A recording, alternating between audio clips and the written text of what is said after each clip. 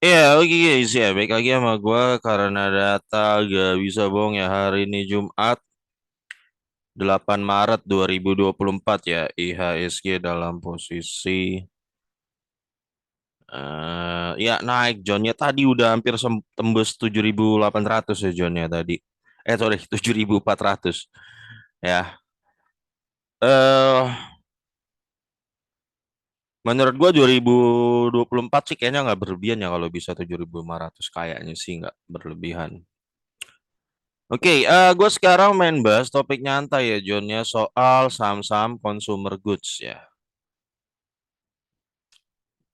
Gue tuh males bahas karena gue lihat screening singkat ya, rata-rata saham consumer goods tuh nggak menarik gitu loh.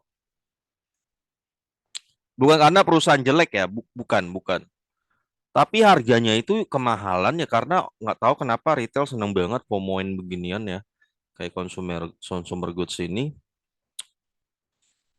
sehingga harganya tuh jadi nggak worth it juga untuk dicicil juga.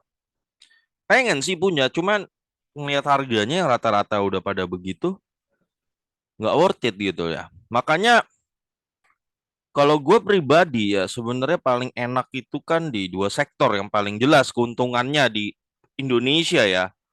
Yang paling jelas keuntungannya itu adalah perbankan dan batu bara. Ini yang paling jelas lah. Ya, ya. Bahkan tambang aja spesifik ya harus batu bara. Yang paling jelas gitu ya. Makanya Pak LKH, Pak Lokeng Hong tuh pernah bilang dua sektor andalan dia tuh cuma dua ya, perbankan dan batu bara. Ya, dan gue pribadi sangat sepakat dengan ini. Kenapa saham consumer goods itu kurang menarik ya? Bedakan ya John, gue bilang kurang menarik bukan berarti perusahaannya jelek, bukan. Perusahaannya itu bagus-bagus semuanya, bagus-bagus, mencetak keuntungan, semuanya keren-keren. Permasalahannya gini, return yang lu terima sebagai investor tuh dan harga sahamnya itu nggak worth it gitu loh. Ya karena kemahalan ya. Ya oke, kita akan bahas satu-satu ya. Misalnya, oke, kita bahas apa nih pertama? Oke, keju aja dulu ya. Keju. Ini gua nggak lihat laporan keuangannya, lihat sekilas gini aja John ya. Ini screening singkat lah. Ya makanya kenapa kadang gua agak males bahas saham consumer good karena di screening singkat gini aja udah langsung ketahuan nggak terlalu menarik gitu ya. Misalnya keju. Lu bisa lihat dari sini potensi EPS itu dia tembus 54 ya akhir tahun. Nah, seandainya seandainya dia bagi dividen semuanya full pun ya. So, oke lah 96% kayak tahun lalu ya. 54 keju. Maka paling mentok dia bagi dividen 51 ya. Di harga sekarang 51 ya dapat 4,3% ya. Ya, ini sih ini kalau catatan dia bagi semua 90% ke atas DPR-nya ya, maka harga warasnya dia ada di 5 kali 10 aja 510 sampai 1.120 ya.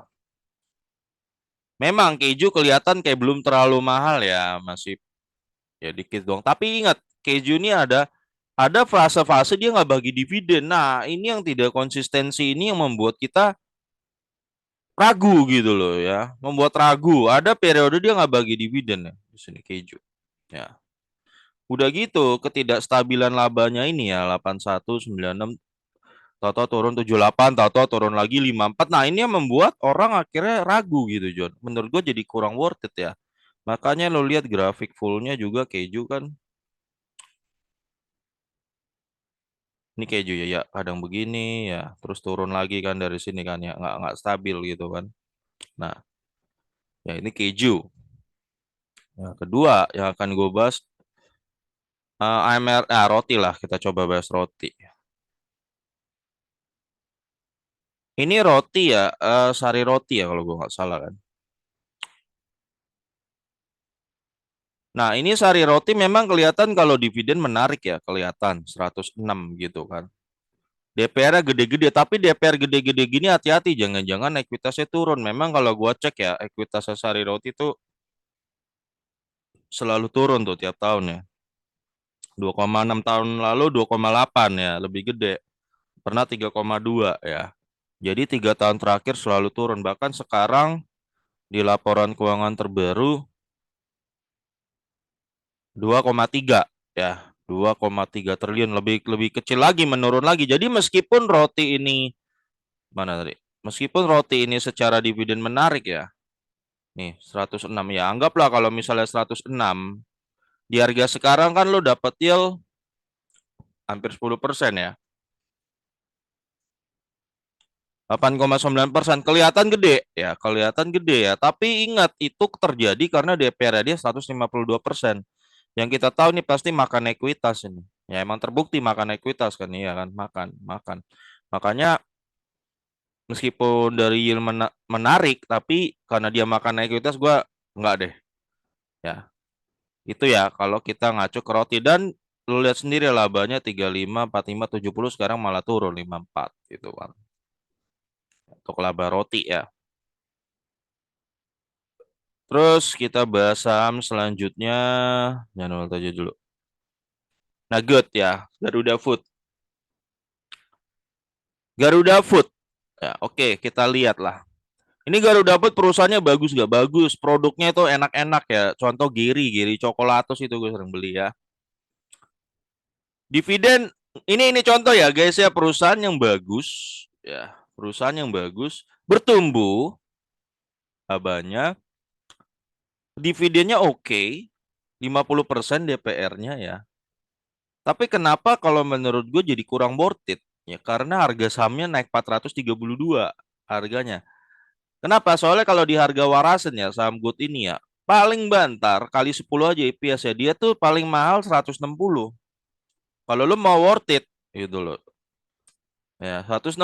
Kalau 432 lu dapat angka 160 ya kemahalan dong kalau menurut gua. Ah, lu yakin gak John kemahalannya? Ini lu hitung sendiri ya. Dia kan punya IPS 16 nih. Dia dividen 50 kan, berarti kan tahun ini dia bagi RP8 dong. Pakat ya. Dividen dia mentok paling RP8. Kalau lu beli 432, ya lu cuman 1,8%. Inflasi aja 2,6%, dividen lu cuma 1,8. Nah, itu John yang jadi kalau menurut lu Garuda Food nih di harga 432 worth it nggak? Nah, kalau menurut gua sih enggak. Tapi kalau ada menurut lu ada yang merasa itu worth it, sah-sah aja. Ya, mana Garuda Food tadi. Nah, ini ya. Nah, ini jadi bukan perusahaan yang jelek, John ya. Jadi mereka ini roti, keju, ya keju, roti ya bukan perusahaannya jelek gitu ya, good. Karena mungkin sahamnya kemahalan gitu loh kalau menurut gua ya. Sekarang kita masuk ke Cimori ya, coba Cimori ya. Tahu kan Cimori di Alfamart nih udah mulai jadi saingannya Ultra Ultra ini. Produknya sih kekinian ya kalau lu lihat. Kalau Ultra kan, mohon maaf nih ya kalau lu ada yang karyawannya Ultra gitu ya. Kalau nggak segera dibenahi lama-lama dimakan juga sama Cimori. Soalnya kalau Cimori kan bungkusnya kan lebih kekinian gitu loh. Ultra kan kayak zaman dulu gitu-gitu aja. Nah itu ya jadi Cimori lah juga lagi naik daun, memang naik daun. Ya. Lu lihat labanya meningkat mulu ya dari 26, 100, 134, sekarang 100, meningkat mulu nggak? Bagus, bagus. Perusahaannya bagus. Gua akuin bagus. Dividennya oke, 63%, 52% oke. Nah, tapi coba kita hitung sebenarnya kalau dia di harga 4.600 itu mahal apa enggak gitu ya. Coba. Ya oke lah, anggap dia bagi 63% lagi tahun ini, 156 kali 63%. Paling mentok dia bagi dividen tuh 156. Ya, ya enggak. 156 kalau di harga sekarang 156 4.600 ya. Ya cuma 3,3% ya. Yield dividennya ya itu John ya. Juga nggak ada jaminan nih apakah tahun depan bakal naik nih Cimori labanya. Nah ini kita nggak tahu juga, nggak ada.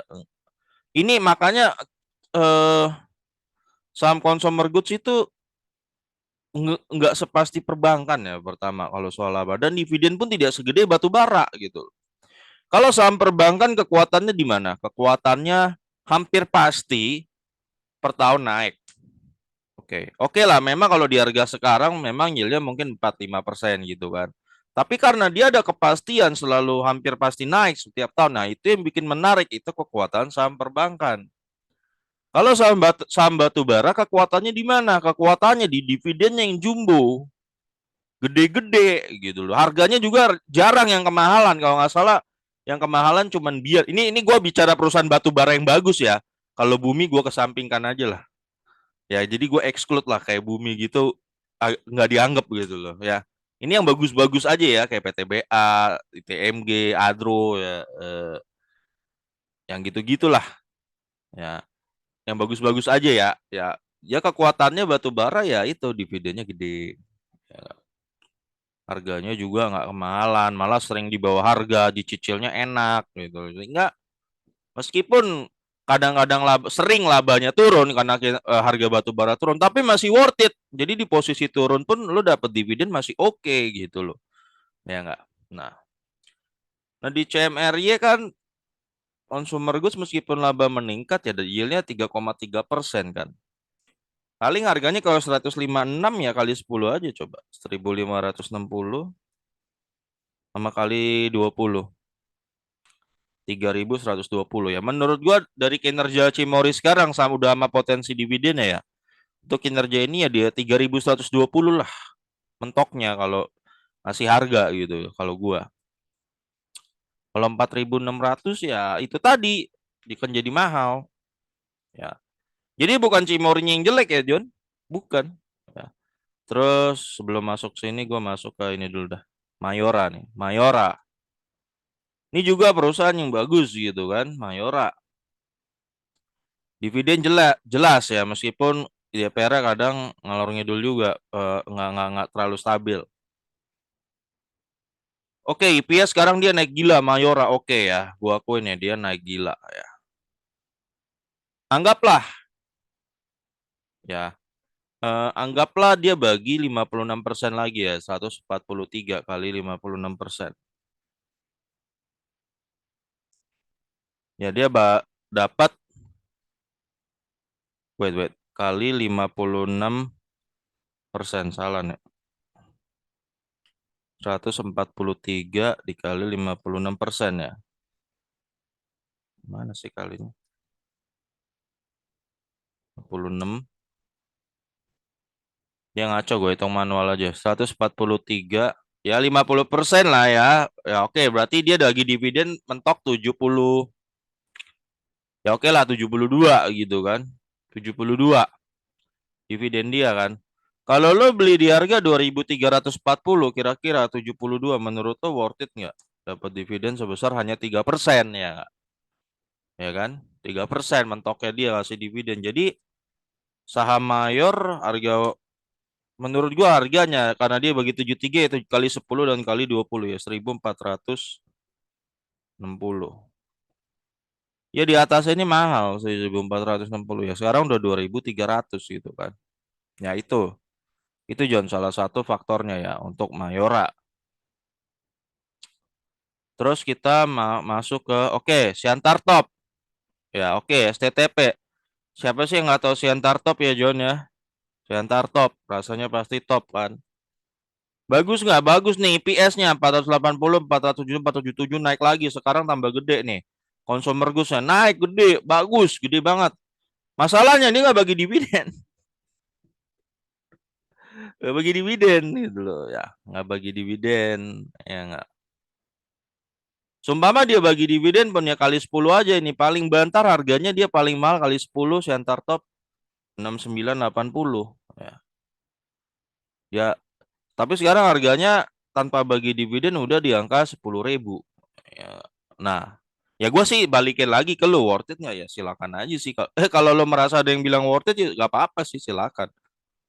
Kalau gue sih nggak, kalau menurut gue ya. Terus apa nih? ULTJ, Ultra Jaya. Ya, Ultra Jaya nih kita bisa lihat ya labanya bertumbuh nih.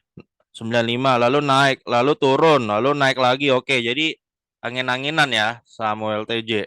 Coba 5 tahun terakhir grafiknya gimana? Nih ya, ya, ya penuh drama lah ya naik turun ya. Jadi nggak stabil memang ya. Dari labanya udah ketahuan sih LTJ. Terus dividennya juga DPR-nya kecil-kecil tuh ya. 22, 36 pernah nggak bagi juga gitu. Jadi posisi gue ngeliat dividen gini aja udah nggak menarik gitu loh kalau menurut gue. Ya anggaplah dia bagi dividen tahun ini 36% lagi, 108 ya, kali 36% berapa dividennya WLTJ? Ah, ini kok dia jadi 108 kali 36, ya berat bagi 100 berarti 38 ya. Oke, 38 ya. Samuel TJ. Lo kalau dapat dikasih dividen 38 di harga 1695, ya lu cuman 2,2% ya, kemahalan lah. Ya nggak? Kecil. Berarti kalau cuman 38 ya harga warasnya cuman kali 10 dan kali 20. 760. Ya, 760 aja nih barang worth it. Perusahaannya bagus juga bagus, Ultra Ultra lu lihat di mana-mana ada ya, cuman harganya ya begitu. Ya.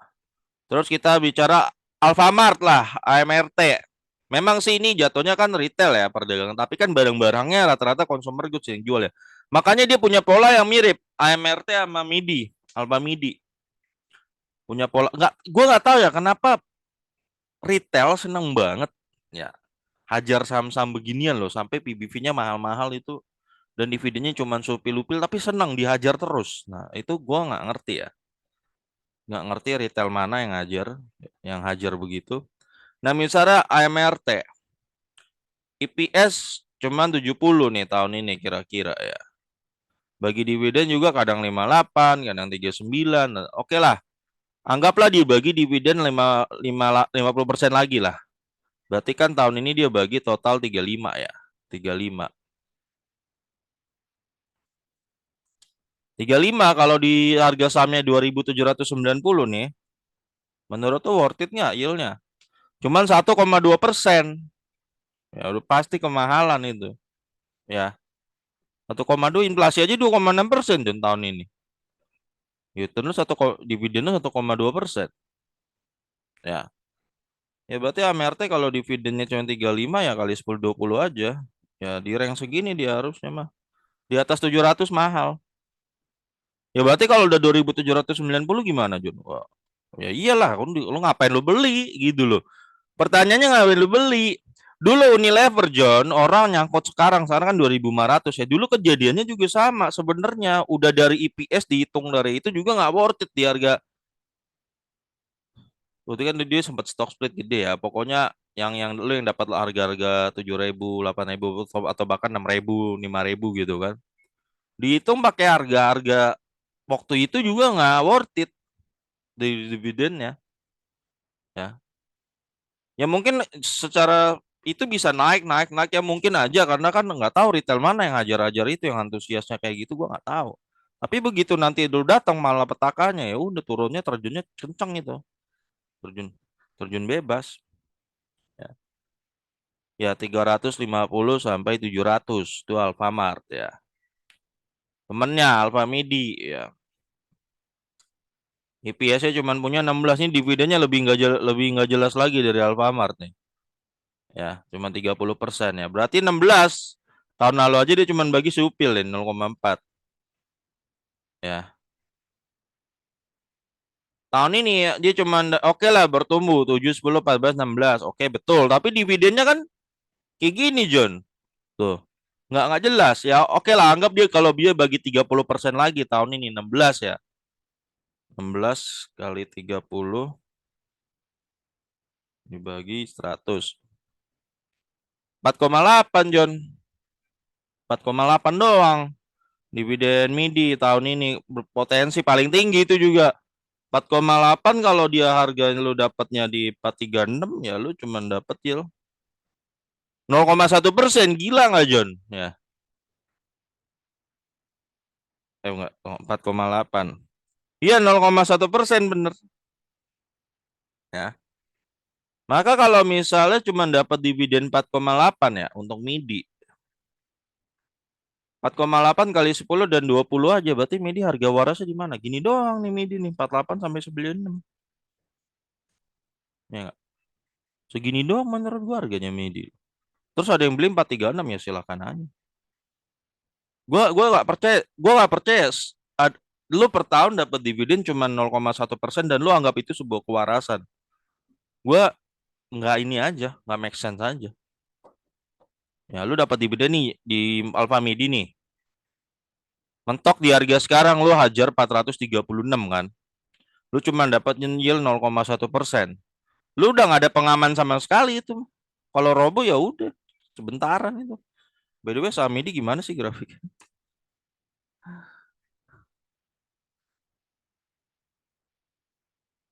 Naik kenceng ya, 5 tahun. Ya makanya nih 5 tahun ini naik kenceng juga nih setahun.